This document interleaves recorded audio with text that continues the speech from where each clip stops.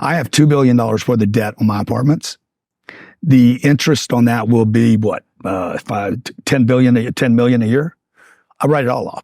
If I had $10 billion, it'd be $100 million. Like I write it off, and I get to depreciate it in the first year, not 27 years like your house. So there's all these wealth hacks, these things that Mark Cuban knows or Warren Buffett knows that we should be teaching all Americans at a very young age of how to invest their money, how to use money, how to put it to work. Like how do you get to be a bank rather than leave your money at a bank? It's a crazy world, crazy world. Somebody's gotta have to save you.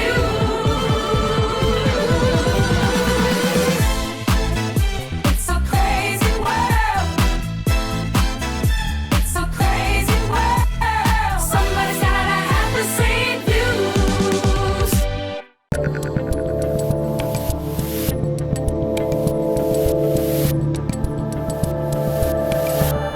All right, joining me today is a real estate mogul, industry disruptor, and founder of Cardone Capital, Grant Cardone. Welcome. Great to be here on the Rubin Report. I am Who happy. are we reporting on today, Dave? We will report on all sorts of stuff. You were very impressed by my teleprompter, which I do not use for the interviews themselves. Yeah. This is just This is just us me, going. you, and your followers, and the team here. Big fan, by the way, of what you're doing and getting the word out and having people, have other viewpoints and being courageous in the marketplace. I was just telling you, I left Dubai in the UAE, and you think, because of what we're told by CNN and even Fox, that they don't have no freedoms over there. They have so many freedoms there that we don't have here, that we're losing, that I was just really excited to be here and see if we could revive the nation. Let's see if we can do it. And likewise, I'm a big fan of yours, and I'm excited, I said this here at Preserve, just to not have to do total politics today, because I really do like talking about business and success. I've had a pretty good track record on some things. Maybe you can point me in the right direction on some upcoming things. But why don't we start, because you are in the midst of a little Well, let me just say on the politics thing, right? The only time I get interested in politics is when it starts hurting me personally and my finances. And that's why I have become very political in the last couple years, 18 months, 2 years, 3 years, 4 years, 3.5 years exactly. You're probably not the only one like that in your world, right? Yeah. I would imagine you now see all these tech guys and VC guys that were very apolitical, leaned a little left, and they're all kind of breaking towards Trump. So there really has been a shift in that sense. Yeah, because it's starting to affect my finances, right? We were in New York City. We were actually looking at buying $500 million worth of real estate in New York City in February when they put the judgment on Trump. And we were flying back from, I think I was in Colorado, flying back to Miami. And my wife's like, you need to start a GoFundMe account for Donald Trump. And I'm like, no, I need to pull out of all these New York deals. You start the GoFundMe account. She did. And we pulled out of those deals about $500 million, have since placed it in Fort Lauderdale and Miami, just because of that judgment. Now you can see today what they're doing with the mayor. They eat their own. Yeah. So you're a little north of me in Miami, and this place is blowing. Well, let's do the political part for a little bit before we get into your current Twitter fight, which is super interesting. You're here in Miami. You're clearly bringing business down here. Everyone is bringing business down here. It seems to me Miami and Florida in general is doing everything right. Is that pretty much fair to say? I don't know if they're not just Miami. I mean, Fort Lauderdale, the whole state seems to be doing it right. I take the view that we're not doing everything right. They're doing everything wrong. So we left California 13 years ago, and this was before it was popular to come here. I wasn't thinking about Florida. I just sold my house in LA because they had raised taxes from 10 to 13.3. Yeah. It was a 33% increase. And I said, man, I'm leaving. They're like, over 3 points? I'm like, it's not 3 points, dude. It's 33%. Mm-hmm. And the roads aren't better. Schools aren't better. The hospitals aren't better. Most of this money's going to crazy stuff that I don't want to support. This 13, 14 years ago, so you were really in on seeing that early. Oh, yeah. I saw it way early. Yeah. And I told my wife, I said, they're not going to stop here. It will continue. Well, in 13 years, man, California is just degraded. Now this thing has started. They say it all starts in California. Went to Illinois. Now it went to New York City, New Jersey. All that's happening.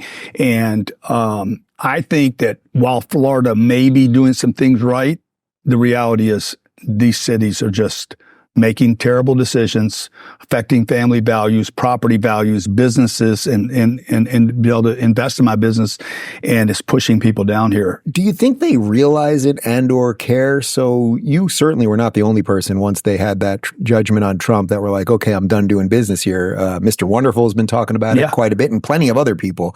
Do you think they even care or realize, or when Gavin Newsom publicly celebrates when Elon's like, okay, I'm taking Twitter out of San Francisco, it's like, come on, man. I think they're going to start caring when they see their revenues. Like just the one decision I made cost that state $10 million a year in property taxes. If you look at the 25,000 people that have left the state, that's probably costing them $3 to $5 billion a year in tax, income tax revenue. So if people keep voting with their feet, there'll be a moment where New York City and California and all that comes back, because somebody will get in there and be a new sheriff. But it's going to take a lot of fed up people, man. Do you want to be one of those people? Like when it hits whatever that rock bottom is, nobody knows what that rock bottom is. Yeah, dude. Yes, I want to go in there and consume, those are moments. Yeah. So I still shop those markets to see where they're at. Like we were in California last week trying to go back and enter that market because they're phenomenal markets. New York City is a phenomenal city. Don't confuse it with the politics. As a real estate investment city, it's phenomenal, worldwide phenomenal. We were in the UAE. I'm looking at entering there at some point. It's too hot right now, but at some point they'll overbuild it. It'll correct. We'll go in there and be robber barons. What do you make of the fact that in New York City, in Los Angeles right now, despite the amount of people that are leaving, that homes, condos, et cetera, still are crazily expensive? Well, that's what makes it a great real estate market. The barriers to entry, you can't build there, you can't add product. This Kamala, whatever, talking about building 3 million homes. It's the most ridiculous thing I've ever heard. She's going to give everybody $25,000. That's even worse. Right? That'll crash the housing market. Yeah. That'll be. Can you explain that a little bit? Yeah. Well, first of all, her saying she's going to give $25,000 has only delayed everybody actually making a decision. Mm-hmm. Mortgage applications, even though we had a little spike in the last week, is still lower today than it was in 2008 during the greatest housing bust in the history of this country. Mm-hmm. So when she said, hey, we're going to give $25,000 away, anybody who was thinking about buying a house said, okay, I'll wait until you do the thing. Right. She should have done it. Okay. She's literally going to cause housing to become a disaster in this country. Because if Jared was interested in buying, he's going I'm going to wait till the first time buyer's credit. I can get it later. So I'll wait until February or March of next year. Right. And also the builder might be like, well, I'm going to charge $25,000 more. Dude, the builder is not going to charge $25,000 more. Dave, the builder is going to be like, okay, I can charge $75,000 more. Okay. Because the 25 will be applied to the purchase. I can get more. The guys, so it's going to immediately inflate the cost of housing across the country. Her idea that she's going to build 3 million homes when there's 4.2 million homes short. Well, I'm like, somebody should be asking them, well, who gets them? Who gets the home? Who's going to build the homes? How's anybody going to afford the home? Because the interest rates are still too high. So talk about the interest rates a little bit. I guess we will. I guess this is all going to be connected to politics one way or another. I was going to try to work around politics, but to me, you can't. But you can anymore. Yeah, they're all sitting at the same dinner table. Yeah, unfortunately, my house, my business, how I hire people. Who I let rent in my properties. Can I even get them to leave if they're a bad actor? We have 15,000 apartments. Most of it's in Florida. And 15,000 people, you're going to end up with people that don't pay their bills or act, do dumb stuff. And I got to get them off the property. Here you can do that. You can do it here. In 30 days, I can have you out. In 45 days, without going through a big eviction or legal process, I can have you out of the property. We don't want to evict people. Mm-hmm. No, of course. We accepted their lease. We want them as a resident. But I have to protect the rest of the people in the property. California, dude, if the temperature is a certain degrees in California and the judge said you're evicted, same thing in New York, that person can go to court that day and say it's too cold or it's raining today. This is true, man. Yeah. Okay.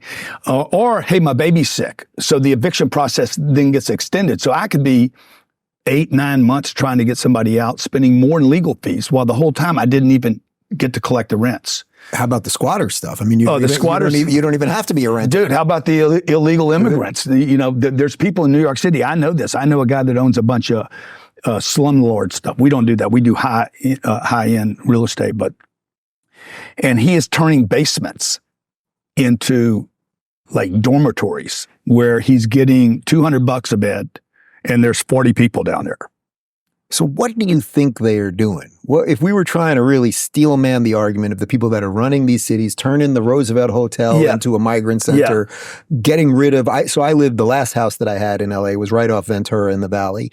And one of the reasons that I left, I moved during the riots because my first house there was too close. The riots were going by my house. I was like, all right, I'll move up the hill. It's going to cost more, but I'm going to move up the hill. But then during COVID, I realized, boy, all these office buildings are empty. And I was like, I know whether it's tomorrow or 2 years or 4 years from now, they will be putting illegals in these things. And the illegals, when they need to steal something, are just going to walk up the hill. And that was one of my main calculations in leaving. So what do you think they're actually thinking when they're instituting all of this nonsense? I think they're thinking voters, and I think they're thinking about a militia in the future that they could actually weaponize. And that's dark. That's dark, dude, because you're not going to get Americans to turn. The voter thing is dark, but all right, let's go. You're not going to get Americans to turn on Americans. But if you got enough 15 or 20 million people that came from Venezuela, or pick a country or a combination of countries, dude, they don't care about killing. They're not killing their own. So all you got to do is give them a weapon, make a new army, make a new military. We have 700 million guns in this country, okay? Like, we have more guns in this country than exists on the planet. So in America, how do you destabilize or, neutralize 700 million guns? You put them on prescription medication, which we're the most prescribed civilization on planet Earth. You make them obese. We have terrible food supply. So the guy can't get out of his bed because he's 400 pounds. And if he did get out of his bed, he can't unlock his safe because he's freaking drugged up by Big Pharma. Or the third thing is now he's got to fight this, no offense to the Venezuelans, I'm sure you're good people, but whatever group of people that came in here that now got to have a new job because they don't have a job. Yeah. They came here with no job, no place to live, no food, no water. What do you think they're going to do? And I also believe the old cats and dogs thing. Dude, I know people from different parts of the world where they're like, Grant, we have a ritual. In Haiti, it's a thing. It's voodoo. A thing, dude. I lived in New Orleans, Louisiana. Yeah. Dude, there's voodoo down there, bro. They kill animals as a sacrifice. Some of them take a bit of the blood out of the animal and digest it in order to consume the spirits of the animal. So anybody that thinks 30 million cats and dogs are eaten every year on this planet. So anybody that says that's not happening somewhere, that's bullshit. It's always happened. And when you invite 20 million people here that don't have food, don't have water, don't have a place to live, don't have a job, I can't hire them. What does anybody think's going to happen? So why are they doing it? It can only be for voters and possibly a militia. So how do because I would think twice about killing you. Because you look like me. You look like me. I'm like, he's a white person. Like, okay, he's a successful guy. Like, it would take a lot for me to want to kill somebody in my neighborhood. Thank you. So the more I'm not associated with you, right? If you drop me off in another part of the world, I'm a civilized person. Like, I don't want to kill anybody. But if you drop me off in another part of the world and said, hey, man, these look like strangers to me. Yeah. They look like the enemy, right? Because they are, because I'm trying to get their food, their water, and even their cats and dogs. It's interesting. And I've never ate cats or dogs that I know of. So you say. Yeah. It's interesting you bring that up because I've mentioned on the show a couple times in the last week that there's one Harris Wall sign in my neighborhood that I walk by with my dog. And I try to be very friendly with my neighbors because I think it's important. Not only it's nice to know people, but if the shit ever hit the fan, your neighbor is less inclined to break into your house if he knows your kids. So I think it's in your own self-interest to just know people 100%. Around and take care of your house and all that. But I keep thinking, if I bump into this neighbor, if I'm just walking by the house with the sign and they walk out, it's like, yeah, I'll say hi. But I would think that they're completely insane. And it's that sort of, that's not based on skin color or anything else, but it's based on how our ideologies have so gone in different ways that you could live here in the freest place in the country, in the world probably, and still be trying to bring in that stuff. Well, clearly your neighbor is very confused. To say the least. What are they doing living here? I don't. Well, they're enjoying the hell out of it and they don't know why. Or they're not completely committed. Most liberals that I have met are a little bit wishy-washy. Yeah. Like my boy Cuban, you know. Yeah. Oh, so dude, that guy flip flops. I'm like, bro, you ought to go work at IHOP or something. Like you look like you ought to be working waffles and flipping them back and forth, because I know what you were saying 3 or 4 years ago. Right. So what do you? All right. So we're going to show some of the B-roll of the tweet exchanges that you guys have been having, because you're in it with Mark Cuban right now. That's what I was referencing up top. And everyone, I've fought with him on Twitter. Elon fights with him all the time. Something about him is extremely confusing to people, because he sort of seems to make sense as a capitalist and what you see maybe on Shark Tank, or what he was doing on Shark Tank. And then he's all about the DEI stuff. He's all about these weird economic policies, and no one can sort of figure out what's really going on there. So what the hell happened between you guys? Basically? Well, I was just trolling him a little bit, right? So I put something up and he's like, hey man, do you ever do any fact checking, or do you ever do any kind of research? And I'm like, bro, this is what I do on Twitter. I basically find information that supports my bias and my prejudice, and I post it on X. It's refreshingly honest. And the fact that you can't admit that that's what you do, okay, just means you're dishonest. And that's all right with me. But, I am not going to put up surveys or statistics that support your side. I'm putting up mine.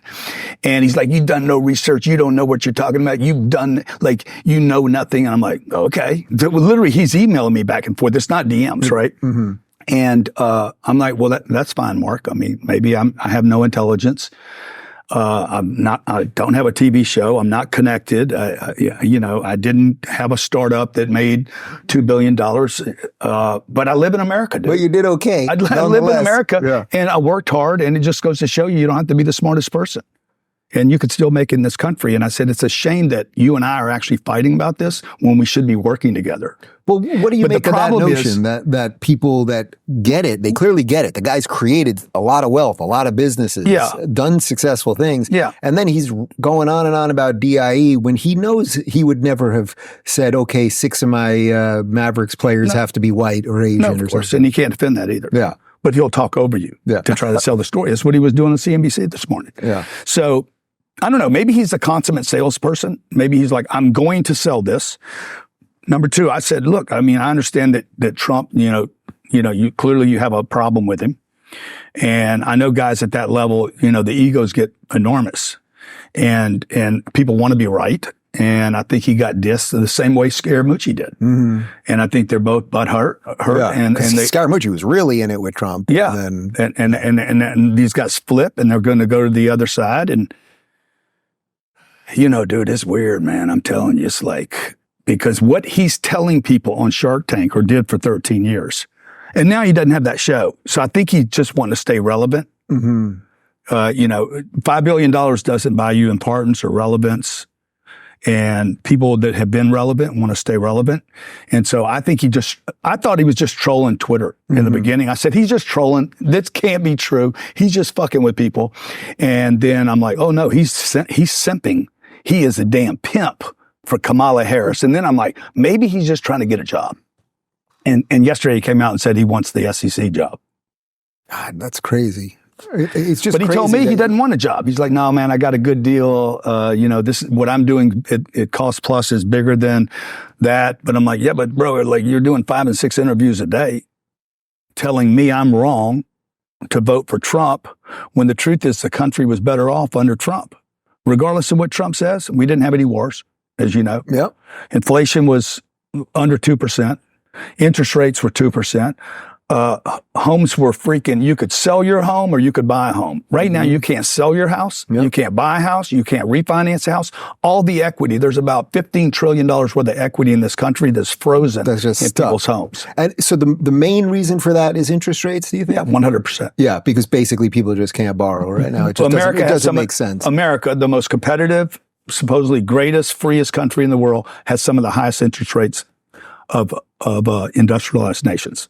So we're at 5.5%. Switzerland's at 1.25. Japan's at 1/4, and we're sitting at 5.5. We should not be at 5.5. We need to get to 4% again. Like if I was buying a home for your audience, I would not buy a home right now. I would wait for that $25,000, by the way.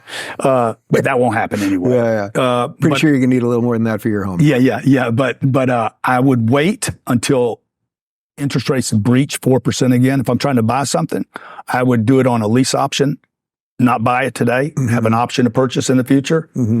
And if I'm trying to sell, I'm definitely not trying to sell unless you're going to offer some kind of special financial, creative finance. So if you were the Fed or you were the Dems right now, to me, this seems like the easiest one. I am not an economic wizard, but I've done well with houses because I was basically able to buy with low interest rates. And to me, when you have a low interest rate, I like paying my mortgage. I'm like, I'm paying something that's going to grow, and then I'm going to roll that into something else. Like there is value in it. And then you understand, the bank's going to make a little money off me, but not at 7.5%. So what are they doing wrong? That it seems like such an easy win. Well, to lower interest rates or make it or create the conditions so that people could borrow cheaper. Yeah, I think they're trying to force 300 to 600 bank failures.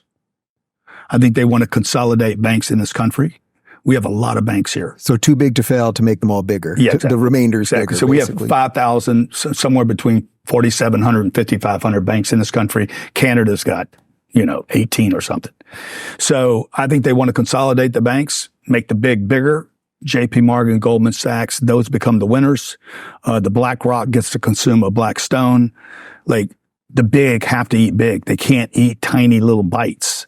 So, and I that's what I think. I think that old saying about you'll own nothing and be happy about it, I think that that's actually in play. And I'm not a conspiracy guy. I'm a practical, common sense. No, we play that clip all the time from a WEF. I mean, it's legit. So basically, in essence, they would want to keep virtually everybody that does not own a home now out of home ownership, because that really is the key to unlocking the rest of your wealth. In essence. Yeah. And so, how do you do that? You keep interest rates really high. But the problem in this country is 70% of all the loans across all housing in this country is below 4%. 30%, 31% of all the homes are paid for in cash.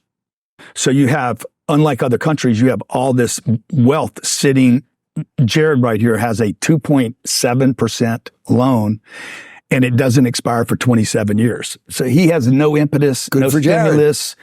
His loan is probably worth more than the house is. It's probably got more profit because of the loan package than the actual house. So until interest rates breach 4%, this is what Kamala doesn't understand. She either doesn't understand it, she could be financially illiterate. She has an economics degree, but I know it's a little of everything. Or she believes her voters are, which is worse. Well, that one for sure. That's the worst. Yeah. And so somebody needs to sit down with her and say, look, when rates breach 4%, you will have so much home activity in this country. Number one, prices will come down more than $25,000. You will have prices drop in order for him to move to the next house. He wants to go to a $6 million house next from his $3 million house. He can't make that move right now because his rate's going to go from 2.7 to 7. Yep. And so his interest rate on the same money would be, his payment would be triple. And that's what's happened in this country. Interest rates tripled. Rents are going to continue to explode if somebody doesn't handle this. Unaffordable housing is over. There's no such thing as it. It will never happen again in our lifetime. You will never see affordable housing. And the government just needs to tell people the truth. The solution is to take all the 4 million houses that were short. We don't actually have a housing shortage. We have a desirable housing shortage. Right. That's why they're tearing down all these $3 million houses around here. Yeah. Because they want a new house. There are 45 million apartments in America with about a 10% vacancy. That would be if I was the president, okay, or if I was the head of the housing authority, I would give an incentive to apartment owners and say, rent that unit, rent your vacancy, make a deal. It'll be tax revenue zero to you. And we could give 4.2 million people housing before the end of the month and solve the problem without the tax revenues being affected or your taxes being affected. But in essence, they don't want to solve the problem for the reasons that you just laid out there. Yeah. I don't know, dude. I don't know why they don't want to solve problems. I mean, maybe they have so many problems in the government that they can't solve problems. I just know every time they touch anything, they fuck it all up. So I want to bring up another one that from a clip we played on the show this morning. Kamala has been big on the idea of that the grocery stores are price gouging. Yeah. And she'd like to put some controls in to explain that. I keep trying to use a very simple analogy with people that it has nothing to do with the evil corporations deciding suddenly because Democrats are in power, they want to raise prices. But this is just what runs through the economy from the chicken feed all the way to the gas to get the eggs to the store. Yeah. Again, well, I guess I know your answer, but it's like, what do you think they're thinking? She should be talking about MasterCard and Visa, not the grocery store, because the profit margin at MasterCard is like 51%. I think Visa's like sitting at like 48 or something. It's a crazy, man. We have the highest interest rates at the highest level of interest in the history of plastic. Those two guys are monopolies. American Express is a distant third. That's a much bigger issue for me that people are depending upon, credit cards. Mm-hmm. And the second thing about the food supply, the food is she needs to be concerned about the food supply, not the food prices. Mm-hmm. Because if people quit buying bacon, the price of bacon will go down. Inflation is not caused. It could be caused by a supply chain, right? But if I don't want the product and nobody buys the product, the price will come down. Does it strike you as just kind of like the simplest, most idiotic messaging? That's what it seems like to me. Like, oh, yes, it's the evil corporations that want to tack on the dollar. That's the game, bro. She believes her audience is ignorant. Yeah. She can't be that stupid because that's not what's happening, okay? The Ralphs and the Publix are not getting together to control the pricing. It's like you said, I imported the chickens from someplace. We were in Dubai. 90% of their food supply is imported. Okay. 90% of it has none of the ingredients that we have.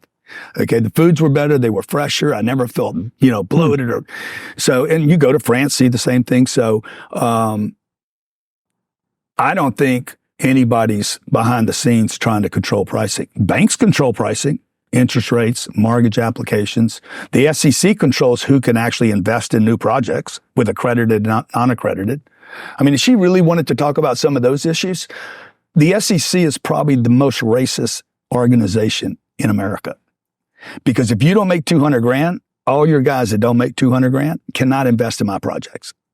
Only until you breach. Oh, to be an accredited investor. To be accredited. Yeah. So the non-accredited, 98% of America is non-accredited. They don't qualify to look at other.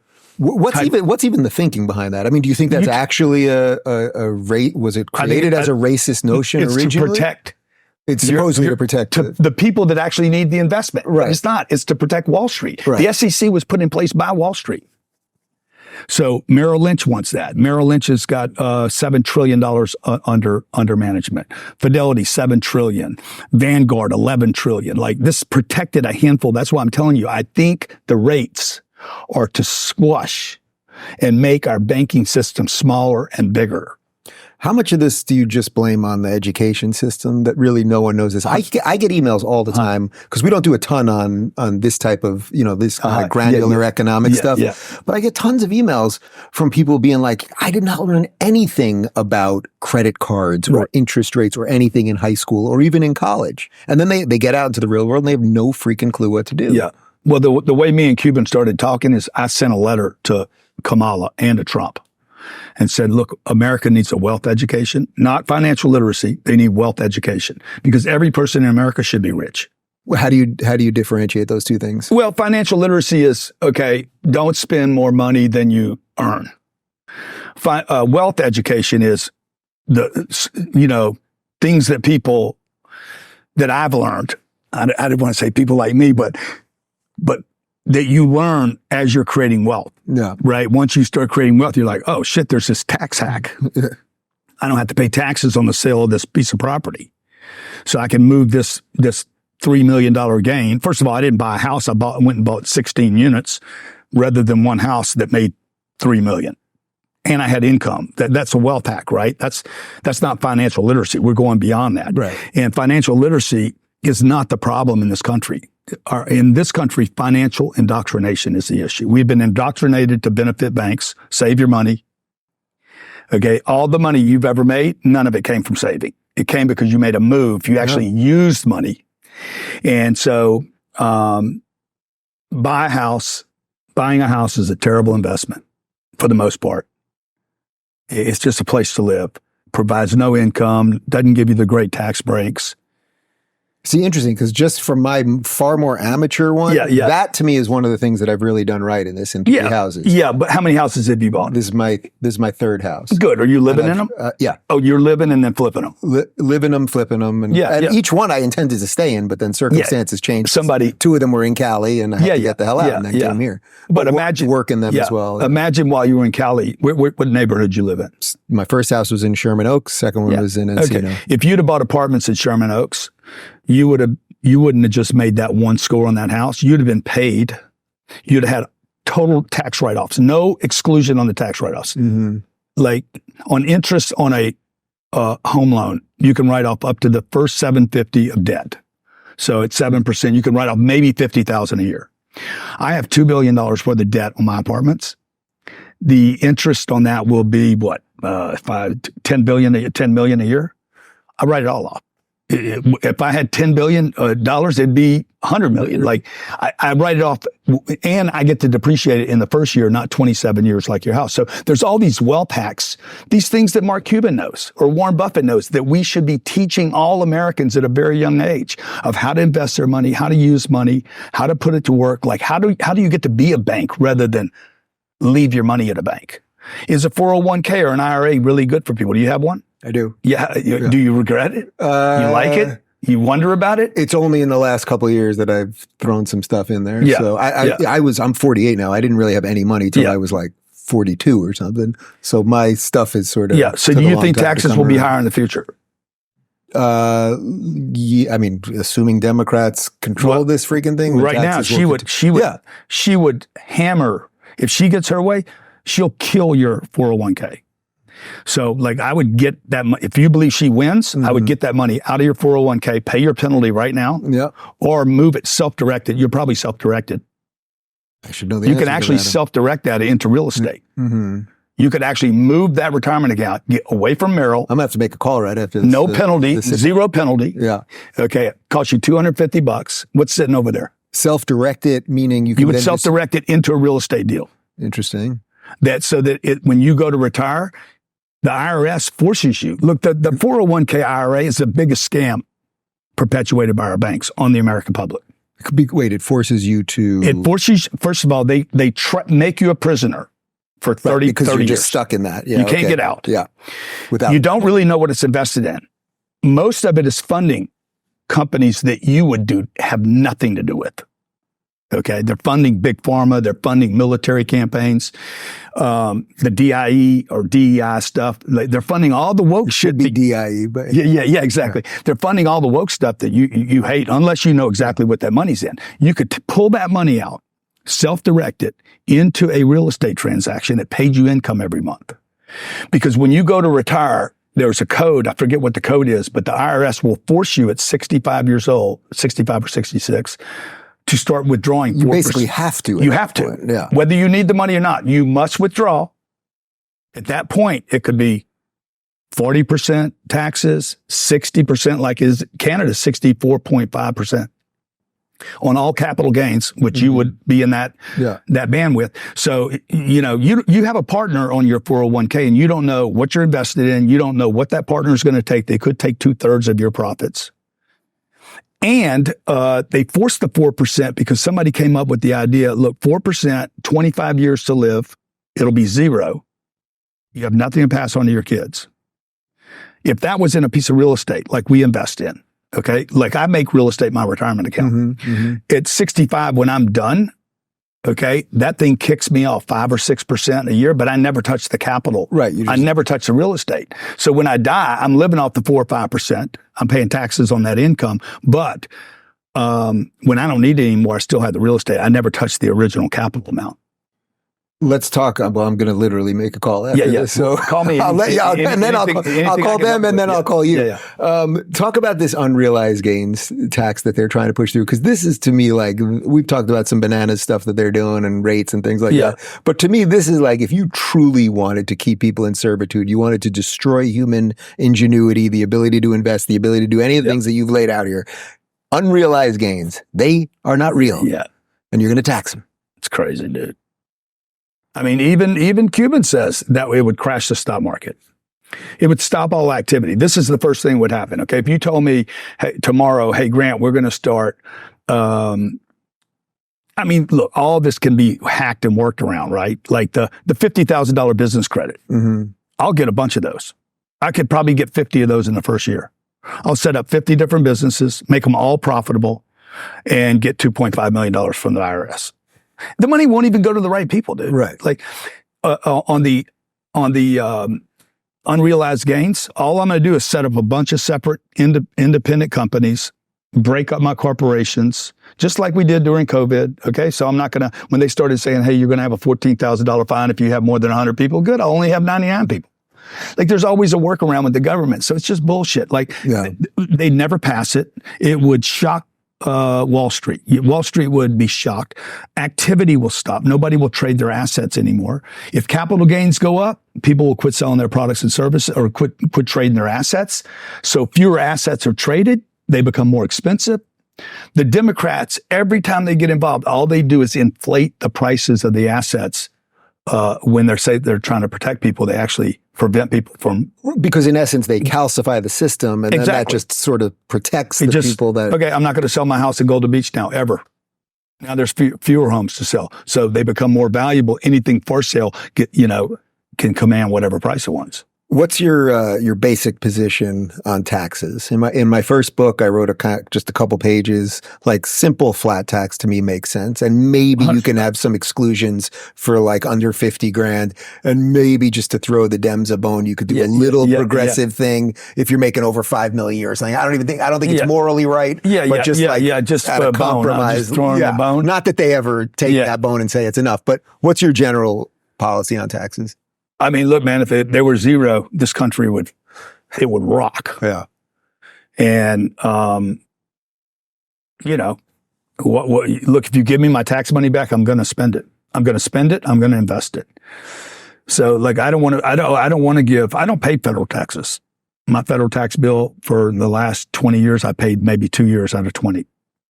So I do everything I can not to pay federal. I don't mind paying local taxes, property taxes. I'm fine. Mm-hmm. I go buy something, tax me. I go buy a car, tax me. That's fine. But there's so many taxes in this country right now. It's unbelievable. I earn income. Yep. Let's say I earn $1 million. They want, what do they want? 40% of that? 30%. Yeah. So 400 grand went to the federal government. If you live in New York City, they took another 100. Now I have 500,000 left. I go spend the 500, they tax it. The 500 went to you. I went and spent it at the Rubin Associates company. You had to pay taxes on the 500. So I paid taxes on my million. You paid taxes on the 500. Yep. You gave 300 grand to the guy down the street. He had to pay taxes on it. Dude, everybody's being taxed. Like this money's been taxed so many times.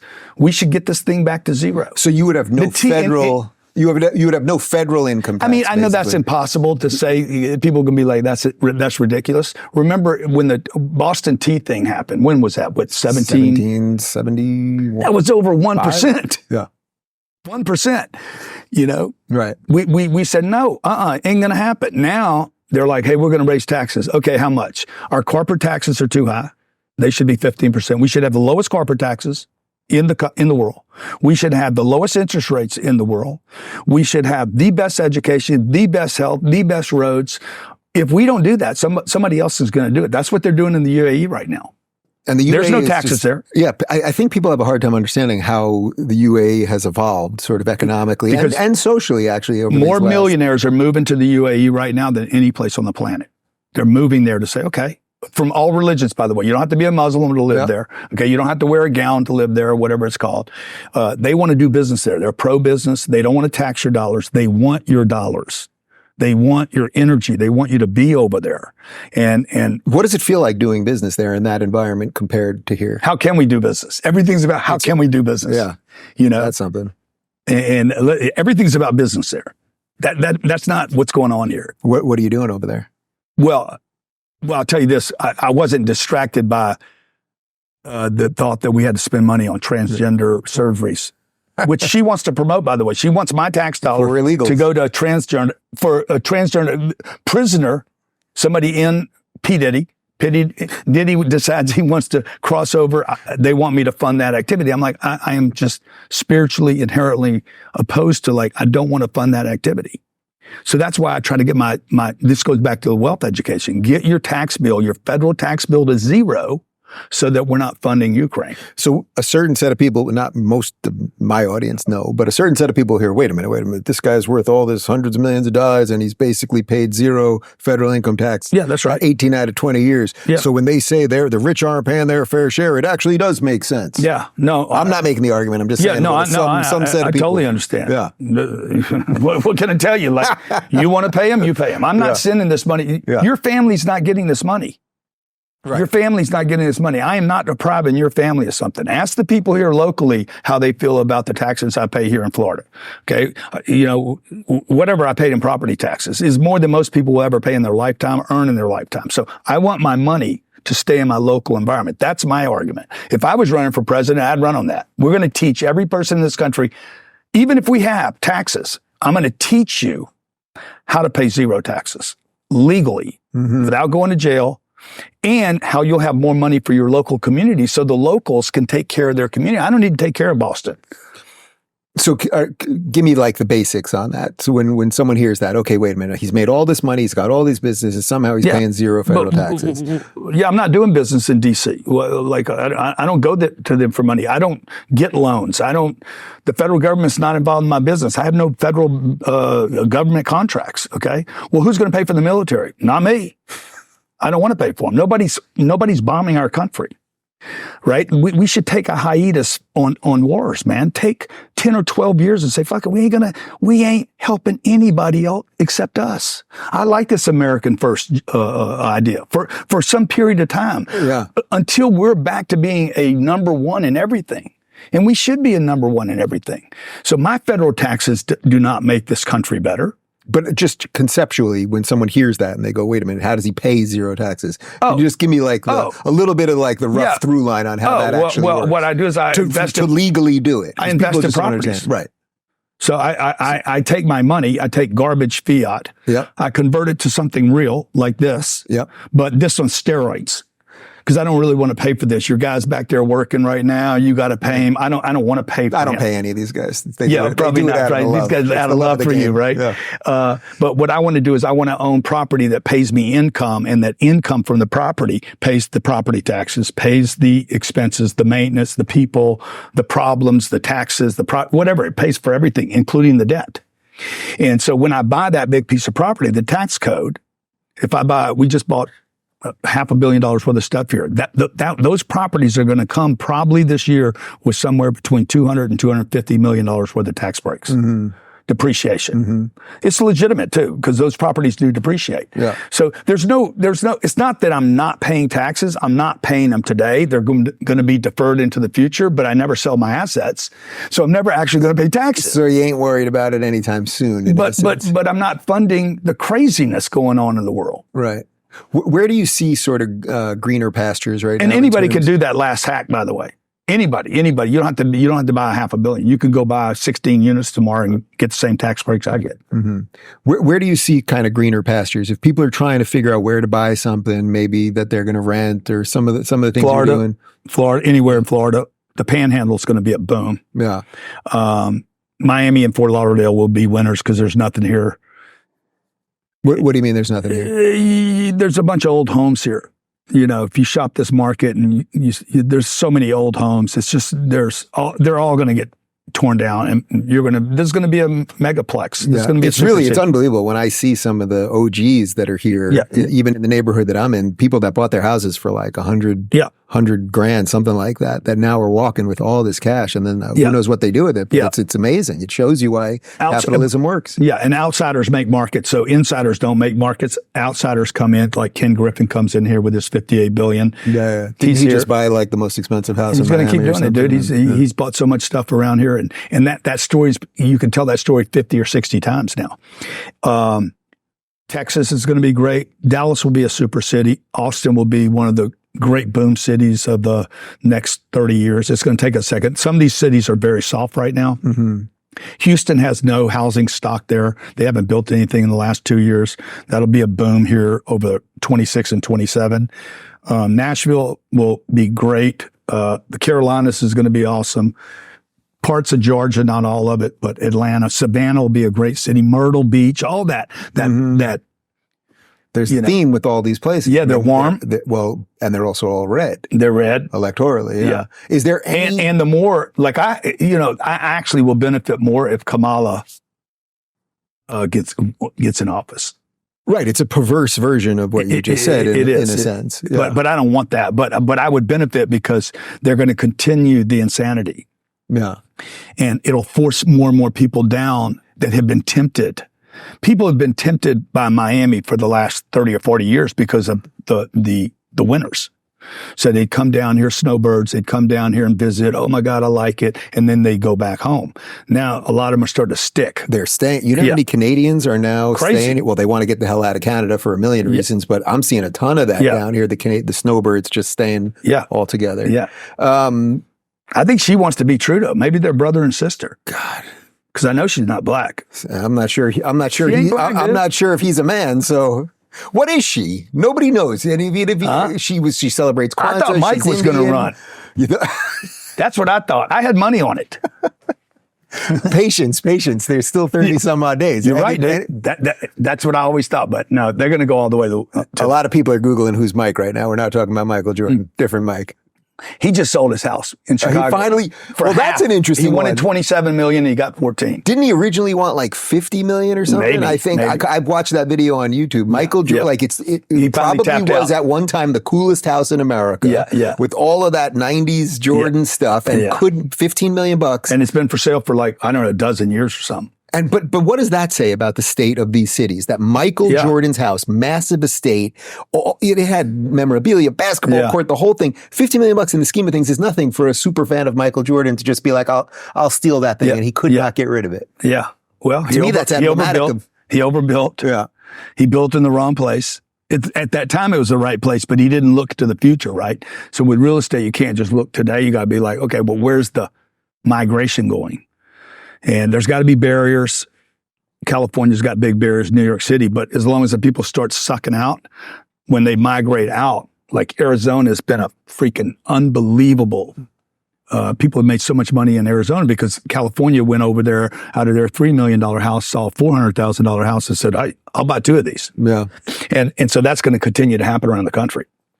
So as we watch all this happen, are you hopeful? I mean, it sounds like you're kind of hopeful despite the smile on your face. You're doing stuff, obviously. But look, I always make money with Democrats. Like I was a Democrat the first half of my life. So I was raised by a Democrat family. Most people. Single mom raised me. We had 5 kids and on a budget, didn't have any money, no connections. And you wanted to be a Democrat because they were more like us. Mm-hmm. And then that was the first half of my lifetime, right? But something changed, man. I don't even recognize this.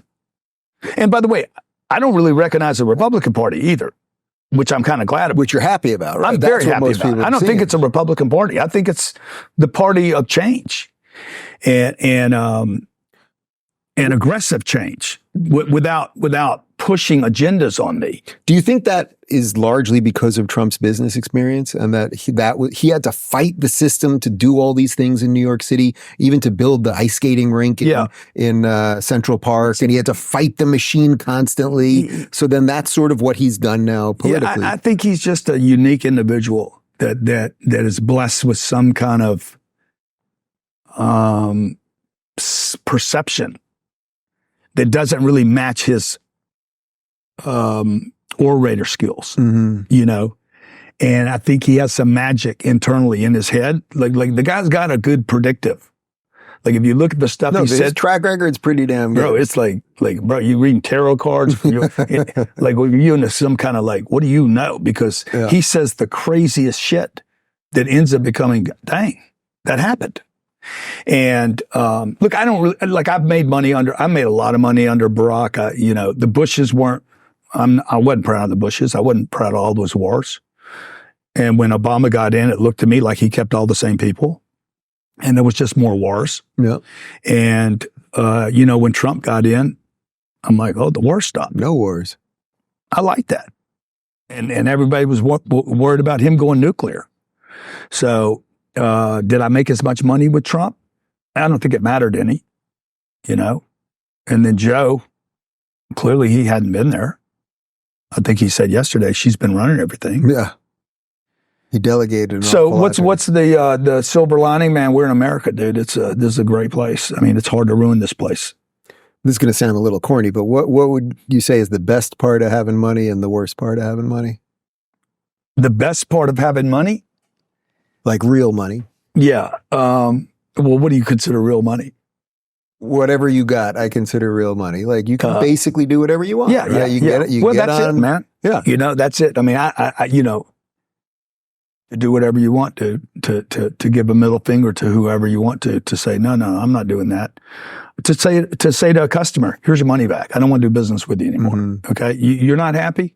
Great. Here's your money. Do you remember the moment that clicked for you? Because it's not a number that you reach to, right? It's a psychological state more than anything. Well, there may be a vague number, sort of. Yeah, it's interesting because me and my wife always talked about when are we going to make it? When are we going to make it? And people around us would laugh and say, dude, you guys, like, we're on your plane. Yeah. And I'm like, yeah, but I hadn't made it yet. Right. Because I knew, like, I think everybody's got their own little temperature. And I don't know that I'm quite there yet. I'm getting close to where I'm like, you know what, bro, I'm good now. But, you know. But what would that be? What would be the difference in your life? What would be the difference? Well, I'd have a yacht. I would definitely have a yacht. You could probably have a yacht. No. It's not. What are you talking about? Like one of these like $100 million yachts? Like, yeah. Oh yeah, at least that. Yeah. Oh, you know, like big. Yeah. Guys, can we start a GoFundMe? What do you think? What do we think? Yeah, we'll see what we can do for you. Yeah, let's start a GoFundMe account for me. Grant Cardone's yacht.com. You're welcome to come for one weekend. You know, so, but that's interesting though. There's still something. Oh yeah, there's mega a money. Physical thing. Mega money. Like I would love to have a super PAC. Yeah. Right. I would love to have a super PAC. I'd love to start moving money in the direction of campaigns rather than just contributing to this and that. I never feel like I'm making a difference like that. I want to make a difference. And that's the purpose of money. Like, it's not about just buying your groceries and paying for your house note and your car. And I don't spend a lot of money on stuff. My wife she buys nice stuff. I buy whatever blue jeans are on sale. That's what I'm getting. Yeah. And Mitt Romney bought his shirts at Costco. Yeah, he's a terrible example. I don't want to be compared to him because he's a bitch. Well, he just went the wrong way. It's sort of the Cuban thing. It's a very similar. It's a butthurt, dude. Yeah. He was butthurt. And just. Jed was butthurt. Yeah. They were embarrassed by this freaking guy that came from the streets. I mean, Donald Trump was collecting rents when he was 14 and 15 years old. Knocking on doors. Hey, you're late. Yeah. You know how that makes you strong, man. Right. He's a street guy. I also love how they constantly try to put Trump down for getting some money from his dad, which to me, it's like, I hope I'm going to give some money to my kids that they will then do something great with. Yeah. Like, that's the hope. Yeah. They may screw it up. And most of them do. He did screw it up. Most second generation money, probably 90% of it blows. Yeah. What the dad gave. I don't know what he gave him. You know what the number was? Well, they always say it's 100, I've heard but 10, he says 100. way less. I even heard 400 recently. Yeah. So I don't know what it is. Either way, it doesn't guarantee success. That's 100%. Yeah. Like it could be like I got all mine from zero, so I know how to do it. I know how to do it a second time. I went on a TV show called Undercover Billionaire. They took all my money away. They took my name away. They took my credit cards away. And I built a $5 million business in 90 days. Mark Cuban couldn't do that, by the way. Guarantee you Mark couldn't do it. Not if he's hot. Put that out there. Mark Cuban, I dare you to try that. You won't do it. Okay. You ain't got the freaking rock star anymore. Yeah. But you wouldn't even take the challenge. But I built a $5.5 million business during COVID without using my name, a credit card, or even a penny. I never spent a penny of the money. And I know I could do that again. Now, can my kids do that? I don't know. But inheriting money is one of the ways to create wealth. It is a wealth hack. Getting married is the second one. By the way, you can marry more money in a day than you can make in a lifetime. Right. You know, starting a business is the third one, investing's a fourth one, and the fifth one's get lucky. It's the hardest of the bunch. That's the trick to win the lottery ticket. Yeah, right. And it can't be duplicated. What are some of the things that you try to do generationally now? I've got 2 2-year-olds. We're trying to figure out all the plans around all of that. They were like, "What do you want to do about college?" And I was like, "I'm not doing college fund. I 100%. See there's virtually no chance they're going to end up in college. My hope is we'll raise them right. That's right. And then when they're now out there, I will hopefully be able to help them accomplish their dreams if their heads are on correct. Yeah, but the idea that I'm putting this away to go to college, like, crazy, so they can become Hamas members, it's like, it's insane. Yeah. I would never say, I went to college. You went to college. I went to college. Yeah. I would never We're go back of to a college. certain age. It was, you just did it. My kid asked me, they're both homeschooled. Yeah. We took them out of the school system. We're probably going to do that. That was no brainer, dude. Yeah. Like, it's easy, way easier than you were in LA at the time. No, we were here. You were here. Right? Yeah, we were here. We took them to Miami-Dade. Yeah. What was it? Miami Country Day. Great school. Yeah. Took them out of the system. They got better immediately. They never were bad, but they got relief. We homeschool them. It's not an issue. It's cheaper than sending them to that school, by the way. So anybody that thinks homeschooling is more expensive, it's not. And it's getting cheaper because more people are doing it. Of course, and technology is going to make it. Yeah, technology is going to just. My 15-year-old is already finished. She finishes senior this year at 15 years old. And what's she going to do? Well, she's like, hey, you think I should go to college? I said, it'd be the dumbest thing you ever did in your life. I mean, if you want to learn how to use drugs, if you want to become an alcoholic, if you want to get convinced to, have a sex change, go to college. Right. If you want to, you want to get rich, come work with me in my business. She comes to work with me every day. She makes 60 to 100 phone calls a day. Has been doing that for a couple of years now. And the same with the other one. She wants to be an actress, but we don't give them money. This is what I would tell you. Never give them an allowance. Make investments for them. Don't give them money. And you give them an investment because they did something. We have a contract with them. We've had contracts with them since they were 6. And the contract says you have to do X, Y, Z, whatever. There's a list of things you have to do. They sign the contract. For that, they get we start them at $36,000 a year, basically child slave labor. And the $36,000 went into a real estate deal. The real estate deal pays them every month, and that's the only money they can use every month. And so they can spend whatever that today. Now they both have, I don't know, $300,000 invested already. Wow. It'll be $1 million by the time they're 20. And so when they're 20, they still won't have access to the investment. They'll never touch it. Yeah. They can only spend the cash flow. When do they get access? Even though I get it, you don't want them to have access, or certainly wouldn't want them to touch it. Yeah. When I'm certain about all the. When all the things have been checked off, they found the right partner. Well, because I'm not, right. When I'm ready. So I control the asset, but I'm not paying them money. First of all, it's a tax deduction. Yeah. Okay. The income they get is tax free for the first 4 or 5 years. So when they need a toy, which I can't write off, these are the wealth hacks, right? I can't write off toys. They can buy their own toy. They don't pay taxes. Right. So, then they get to make decisions about money and how to earn it and what to do with it. And, they'll definitely be required to sign prenups or I won't go to the wedding. Right. What's been your biggest blunder doing this? Well, biggest blunder in my life was, I turned to drugs when I was 15 years old, and I ended up I had a terrible drug habit for 10 years. That was the first worst thing that I ever did. It cost me 10 years of my life. Very ashamed of it. Would never do it again. Don't promote drugs to anyone.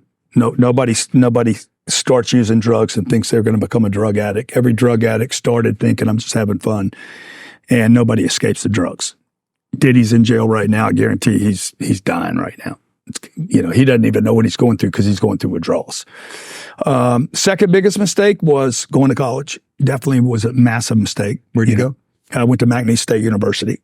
Got a degree in accounting. Third mistake that I made was staying in the same town that I grew up in too long. And then the fourth mistake was the first business I started. I still have it today, but I took a business that I got good at. And because I got good at it and because it was paying me a little money, I kept doing it. And the truth is, it was a terrible business. So you think you just stuck with it too long as opposed to just going elsewhere? Yeah, exactly. I stuck with it 20 years and I made a lot of money, but it was a terrible business. I didn't know I was in a terrible business because I didn't do the research to figure out what are good businesses. Like I would do it all different today if I was doing it again. Yeah. And anything big on the horizon that we haven't discussed? We need to no, man. We're about. When is this going to drop? This will drop next week. Next week. We're about to do. Love to have you as a guest at our wealth conference, October 9th and 10th here in Miami at Turnberry. Oh, let's do it for sure. Yeah, we're going to have probably 1,000 people there talking about wealth hacks. I'm bringing a bunch of people from Wall Street. They're willing to share their secrets. There'll be a guy there just started 2 companies, probably worth $16 billion. I think I saw on the way over here this morning. He's a friend of mine. He's going to be there speaking. Who else? Rob Cohen from the Gary Cohen from the SEC. A bunch of wealth people. But cool. Love to have you there. Yeah. I'm one, I've started 2 companies. I started my production company here, and then I started tech company locals.com, which eventually merged with Rumble, and we went public. So, so I'm 2 for 2 basically. Yeah. Well, and I'm working on number 3. I'll talk about that off camera. Okay. And you've done good in real estate. So yeah, doing all right. I'd love to have you there. This was a great break from like the pure political. Yeah. You want to say, so what do y'all talk about for an hour? You just keep. Well, right now we're just in hardcore political election mode for the next couple of weeks. So what do you think happens from here? What are we, 40 days or something? We're 40 days out. Look, anyone that tells you that they really know what's going to happen has no freaking clue, and they're just lying to you. That's just very obvious to me. No one has a freaking clue. I don't know if you saw by chance, Brett Weinstein was on Joe Rogan, and he was talking about the margin that they can cheat with. And it's like, there's just so many things in the system that make no sense. The pure, utter gaslighting of all of the policies of the Democrats, the fact that a certain amount of people just have Trump derangement syndrome, the fact that it does seem like the entire world is set against the guy. There's been 2 assassinations. There's just so much in the system right now that I just try to tell it to my audience straight with a little bit of humor and just let's see if we can fix this thing, because I'm with you. If she wins, and it's not about her, she's just a piece of the thing. Yeah. She just represents something. And if that thing wins, I'm going to be very bullish on Florida, as I always am, but I'm going to be very wary of whatever can happen with the rest of the country. And that's a sad reality, but we set up a system that allows some of that. And, between Golden Beach and down here, we'll be okay. Yeah, I hope so, man. I worry about it because I can't imagine that. How many people does she need to show up to vote? Because they're going to show, the Trump people are going to show up. It seems the Trump people will show up. What I'm worried about is, they said it was 81 to 75 last time, but somehow Trump will get 80 and then they'll say she got 82. Yeah. You're worried about another stealing the election. Another something. Yeah. You know what I mean? But there's not that many registered voters. I thought there was just like 135 million registered voters. How do you get 150? Numbers are numbers. I know. Why don't they just follow the numbers? There's always somebody fudging the numbers. Yeah. But even, putting aside shenanigans, I am worried that there's just, even look at some of the things you explained here, like basic stuff that most people should know, that this is what you do for a living. You're always telling people stuff that they should know. I'm worried that there is just a certain amount of people in this country that simply do not understand what the issues are. They don't understand any basics, whether it's economics or foreign policy or border policy. Like they're so confused about everything. They're just like, oh, she smiles and Democrats seem nice. Yeah. So it doesn't matter how many people we show what reality is. That would be my number one concern. But we got 30 days to wake up more people. Yeah, I know a lot of my friends that voted for Biden and voted for Barack, and they're not excited about her. Yeah. So you think they're going to go to Trump? So that's always the question. And they hate Trump. They're all like, but will they vote? Will they vote for him? I don't know that they're going to get up and go vote for him. But I didn't think they were going to get up and go vote for Joe either. I mean, I know a lot of people that were Biden people that are not voting for her. Yeah. And the question is, can they vote for Trump? Yeah. Now, the night of the DNC, when Hillary came out and she spoke, I'm like, they should have run Hillary this year. She sounded great. The best she's ever sounded. Whether you believe in that or not, she clearly, at least there's a sense that she believes what she's saying, that there's a cohesive set of thoughts there. With Kamala, it's just whatever the machine wants her to do, that's what she does. And but again, I think a certain amount of people just swallow that. And that's tough. That's tough. Thanks for having me. It's great to see you, man. Thanks. For more insightful discussions on how to live the good life, check out our lifestyle playlist. And if you want to watch full interviews on a variety of topics, watch our full episode playlist, all right over here. And to get notified of all future videos, be sure to subscribe and click the notification bell.